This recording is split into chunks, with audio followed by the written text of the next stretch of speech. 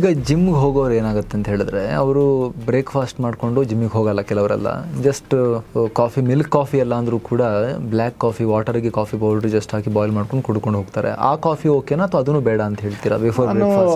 Before breakfast ನೀರು ಬಿಟ್ಟು ಇನ್ನೇನು ಅಡ್ವೈಸ್ ಮಾಡೋದಿಲ್ಲ. ಈಗ ಕೆಲವರು ಜಿಮ್ಗೆ ನಾನು ಹೋಗ್ತೀನಿ, ಜಾಸ್ತಿ ಹೊತ್ತಲ್ಲಿ ಸ್ಪೆಂಡ್ ಮಾಡ್ತೀನಿ, ವರ್ಕೌಟ್ ಮಾಡ್ತೀನಿ ಅಂದರೆ ಕೆಲವರು ಸ್ವಲ್ಪ ಏನೋ ಒಂದು ಈ ಆಲ್ಮಂಡ್ಸು, ವಾಲ್ನಟ್ಸ್ ಎಲ್ಲ ಹಾಕಿ ಸ್ವಲ್ಪ ಹಾಲು ಹಾಕಿ ಒಂದು ಪ್ರೋಟೀನ್ ಶೇಕ್ ಥರ ಮಾಡ್ಕೊತಾರೆ, ಅದು ಓಕೆ.